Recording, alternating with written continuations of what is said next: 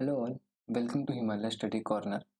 तो आज हम पढ़ेंगे sources of our Indian constitution कि कौन कौन से फीचर जो हैं वो कौन कौन से एक्ट या तो कौन कौन सी कंट्री से लिए गए हैं जो हमारे कॉन्स्टिट्यूशन में डाले हैं।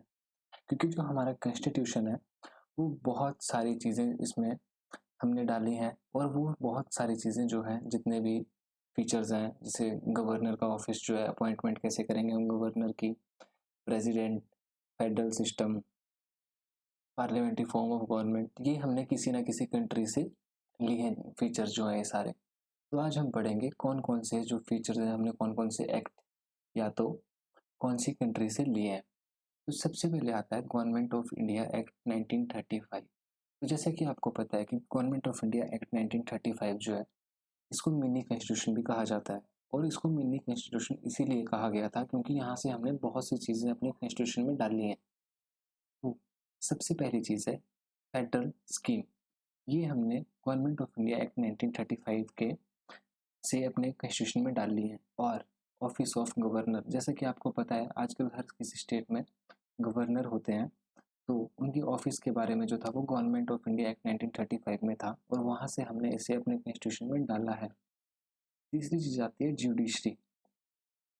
जुडिशरी तो जैसा कि हमने गवर्नमेंट ऑफ इंडिया एक्ट जब पढ़ा था तो वहाँ पे हमने देखा था कि वहाँ पे एक फेडरल कोर्ट उन्होंने ओपन किया था। तो वहाँ से हमने देख के अपने कॉन्स्टिट्यूशन में एक जुडिशरी भी डाली।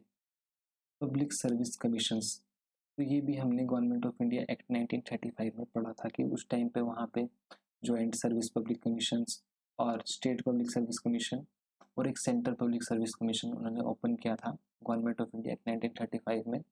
तो जो आज के आपके यूपीएससी हैं और जो स्टेट पीएससी होते हैं ये भी गवर्नमेंट ऑफ इंडिया एक्ट 1935 के तहत से ही उठाए हैं। इमरजेंसी प्रोविजंस, जो भी आजकल देश में इमरजेंसी लगती है वो भी गवर्नमेंट ऑफ इंडिया एक्ट 1935 से ही लिए हैं हमने। और एडमिनिस्ट्रेटिव डिटेल्स, तो ये सारे जो फीचर्स हैं ये हमने सारे गवर्नमेंट ऑफ इंडिया एक्ट 1935 से अपने कॉन्स्टिट्यूशन में डाले हैं। नेक्स्ट आता है ब्रिटिश कॉन्स्टिट्यूशन से हमने कौन कौन से फीचर लिए। सबसे पहली चीज़ पार्लियामेंट्री फॉर्म ऑफ गवर्नमेंट, ये हमने ब्रिटिश गवर्नमेंट से ली है। दूसरी, किसी लॉ के लिए रूल्स, जैसे कोई भी लॉ बनता है तो उसके लिए रूल्स होते हैं, तो ये भी हमने ब्रिटिश कॉन्स्टिट्यूशन से लिए हैं। लेजिस्लेटिव प्रोसीजर, जो भी प्रोसीजर्स होते हैं लेजिस्लेटिव असेंबलीज के, ये भी हमने ब्रिटिश कॉन्स्टिट्यूशन से लिए हैं। नेक्स्ट है सिंगल सिटीजनशिप। सिंगल सिटीजनशिप जो है, जैसे कि आपको पता है कि इंडिया में सिंगल सिटीजनशिप भी मिलती है, तो ये भी हमने ब्रिटिश कॉन्स्टिट्यूशन से लिए हैं। नेक्स्ट आता है कैबिनेट सिस्टम। तो कैबिनेट सिस्टम के बारे में भी आपको पता होगा, जैसे सेंटर में जो प्राइम मिनिस्टर होते हैं उनकी अपनी एक कैबिनेट होती है जहाँ पे उनके अपने जो होते हैं वो नेता होते हैं, जैसे कोई होम मिनिस्टर है, डिफेंस मिनिस्टर्स है, तो ये सारे कैबिनेट के जो पार्ट होते हैं। और वैसे ही स्टेट में जैसे सीएम जो होते हैं उनके भी, जैसे हेल्थ मिनिस्टर हो गए, होम मिनिस्टर हो गए, ये सारे इनके जो होते हैं वो कैबिनेट के मेंबर्स होते हैं। तो ये कैबिनेट सिस्टम जो था ये भी हमने ब्रिटिश कॉन्स्टिट्यूशन से ही लिया था। नेक्स्ट आता है प्रेरोगेटिव रिट्स। रिट्स जो होती है वो पावर्स होती हैं, रिट मेकिंग पावर्स, जैसे प्रेसिडेंट के पास और गवर्नर्स के पास होती हैं ये पावर्स, तो ये भी हमने ब्रिटिश कॉन्स्टिट्यूशन से ही लिए हैं। पार्लियामेंट्री प्रिविलेजेस, ये भी हमने ब्रिटिश कॉन्स्टिट्यूशन से ही लिए हैं। और लास्ट आता है बाइकैमरलिज्म, जो कि आपके आज के हाउसेज हैं, जैसे राज्यसभा, लोकसभा और स्टेट्स में विधानसभा, तो ये भी हमने ब्रिटिश कॉन्स्टिट्यूशन से लिए हैं। तो ये सारे एक फैक्चुअल इन्फॉर्मेशन हैं जो कि बहुत इंपॉर्टेंट होती हैं हमारे एज पर, क्योंकि मैक्सिमम जो प्री लेवल के एग्जामिनेशन होते हैं तो वहाँ पे ऐसे ही क्वेश्चन आते हैं कि कौन सा फीचर जो है वो कौन से कॉन्स्टिट्यूशन से लिया गया था। तो ये आप सभी ने एक बार ध्यान से पढ़ना है इनको। नेक्स्ट आता है यूनाइटेड स्टेट कॉन्स्टिट्यूशन। तो यहाँ से हमने जो सबसे मेन क्वेश्चन बनता है यहाँ से वो आता है फंडामेंटल राइट्स के ऊपर, कि फंडामेंटल राइट्स जो है वो हमने कौन से कॉन्स्टिट्यूशन से लिए हैं। तो फंडामेंटल राइट हमने यूएस कॉन्स्टिट्यूशन से लिए हैं। सेकंड लिया था हमने इंडिपेंडेंस ऑफ जुडिशरी। तो जैसे कि आप सभी को पता है कि जो जुडिशरी है वो हमेशा इंडिपेंडेंट काम करती है, तो ये भी हमने यूएस कॉन्स्टिट्यूशन से लिया था। नेक्स्ट आता है जुडिशियल रिव्यू और इम्पीचमेंट ऑफ प्रेसिडेंट। प्रेसिडेंट को किस बेसिस पे इम्पीचमेंट की जाती है, मतलब किस बेसिस पे उनको निकाला जाता है। Next, removal of SC and HC जजेस, मतलब सुप्रीम कोर्ट और हाई कोर्ट के जजेस का अगर रिमूवल करना है तो वो कैसे करेंगे।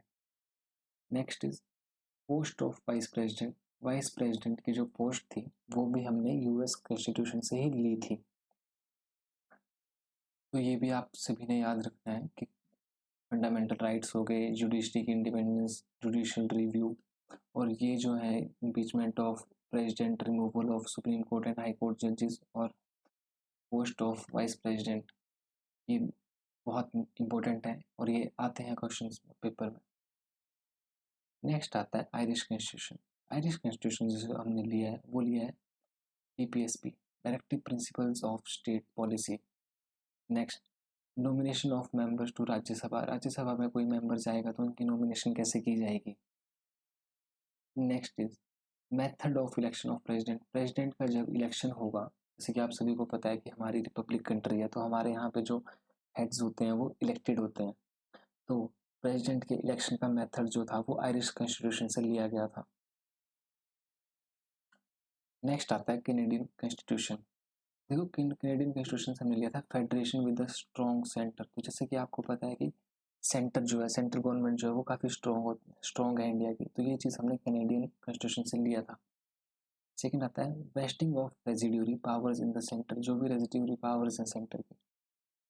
Next, appointment of state governors by the centre, जैसे कि आपको पता है कि जो गवर्नर जो आते हैं स्टेट में वो उनको सेंटर अपॉइंट करता है, तो उनकी अपॉइंटमेंट कैसे कैसे की जाती है ये कैनेडियन कॉन्स्टिट्यूशन से हमने ली थी। और नेक्स्ट आता है advisory jurisdiction of the supreme court, ये भी हमने कैनेडियन कॉन्स्टिट्यूशन से लिया है। नेक्स्ट आता है ऑस्ट्रेलियन कॉन्स्टिट्यूशन, ऑस्ट्रेलियन कॉन्स्टिट्यूशन, यहाँ से हमने कंकरेंट लिस्ट ली है। कंकरेंट लिस्ट वो लिस्ट होती है जहाँ पे स्टेट और सेंटर दोनों जिसके ऊपर कानून बना सकते हैं। जैसे कि आपको पता होगा ना, एक यूनियन लिस्ट होती है, एक स्टेट लिस्ट होती है और एक कंकरेंट लिस्ट होती है। यूनियन लिस्ट के ऊपर सिर्फ यूनियन ही कानून बना सकता है, स्टेट लिस्ट के ऊपर सिर्फ स्टेट ही कानून बना सकता है, और जो कंकरेंट लिस्ट होती है इसके ऊपर स्टेट और सेंटर दोनों कानून बना सकते हैं। तो इसका ये जो कंकरेंट लिस्ट है ये फीचर भी हमने ऑस्ट्रेलियन कॉन्स्टिट्यूशन से लिया है। नेक्स्ट आता है फ्रीडम ऑफ ट्रेड, ट्रेड का फ्रीडम, ये भी हमने ऑस्ट्रेलियन कॉन्स्टिट्यूशन से लिया है। Next is commerce and intercourse and सेगला है joint sitting of 2 houses of parliament. अब जैसे कि आपने देखा है कि कई बार कोई बिल पास हो रहा है तो उसमें अगर जैसे लोकसभा ने उसको पास कर दिया, राज्यसभा ने पास नहीं किया, या कोई डिस्कशन करना है जो बोथ हाउसेज जहाँ पे प्रेजेंट होना चाहिए, तो हमारे प्रेसिडेंट जी के पास एक पावर होती है जहाँ पे वो दोनों हाउसेज को साथ में बिठा सकते हैं, तो उसको बोलते हैं joint sitting of to houses of parliament. तो ये चीज़ भी हमने ऑस्ट्रेलियन कॉन्स्टिट्यूशन से ली है। नेक्स्ट आता है जर्मनी कॉन्स्टिट्यूशन, यहाँ से हमने जो फंडामेंटल राइट है, जो इमरजेंसी लगती है तो हमारे फंडामेंटल राइट्स सारे सस्पेंड कर दिए जाते हैं मैक्सिमम, कुछ एक को छोड़ के। तो ये चीज़ भी हमने जो लिया है ये लिया जर्मनी से। और नेक्स्ट आता है सोवियत कॉन्स्टिट्यूशन, जो कि आज का रशिया है, यहाँ से हमने फंडामेंटल ड्यूटीज़ और जो जस्टिस है, सोशल, इकोनॉमिक और पॉलिटिकल, जैसे कि हमने प्रेमबल में पढ़ा था कि प्रेमबल में एक वर्ड था जस्टिस जो कि उसका ऑब्जेक्टिव था, उसमें हमने पढ़ा था कि सोशल जस्टिस, इकोनॉमिक जस्टिस और पॉलिटिकल जस्टिस जो कि प्रेमबल में ऐड की गई थी, ये हमने रशिया से ली थी। और साथ में फंडामेंटल ड्यूटीज।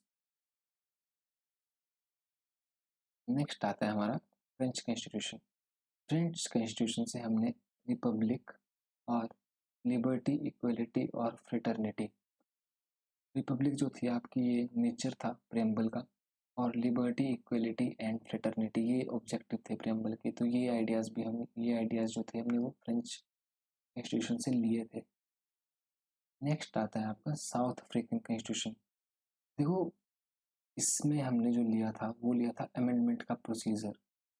अमेंडमेंट जो होती है वो आर्टिकल 368 के अंडर अमेंडमेंट होती है, अमेंडमेंट हम कर सकते हैं आर्टिकल 368 के अंडर। तो उसका प्रोसीजर होता है कि सिंपल मेथड से, स्पेशल मेथड से, तो वो सारा प्रोसीजर जो था वो हमने साउथ अफ्रीकन कॉन्स्टिट्यूशन से लिया था। और राज्यसभा के मेंबर्स का इलेक्शंस कैसे होगा, ये वाला प्रोसीजर भी हमने साउथ अफ्रीकन कॉन्स्टिट्यूशन से लिया है। लास्ट आता है प्रोसीजर एस्टेब्लिश्ड बाय लॉ।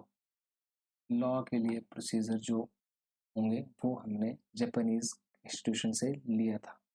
तो ये सारे फीचर्स जो थे वो हमने किस किस किस कॉन्स्टिट्यूशन से लिए या कौन से एक्ट से लिए। आज की वीडियो में तो हमने ये देखा कि क्या क्या हमारा कॉन्स्टिट्यूशन कैसे बना, इतने सारे फीचर्स जो उसमें कॉन्स्टिट्यूशन में हमारे में डाले हैं वो कौन कौन से कॉन्स्टिट्यूशन से लिए थे हमने या कौन कौन सी कंट्री के कॉन्स्टिट्यूशन से लिए हमने। सो प्लीज़ चैनल को लाइक, सब्सक्राइब एंड शेयर करें। यहाँ पे आपको इंडियन पॉलिटी और बाकी अदर सब्जेक्ट्स की डेली वीडियोस मिलेंगी, जैसे कि हम डाल भी रहे हैं daily videos. So thank you so much, hope so आप सभी को समझ आया होगा।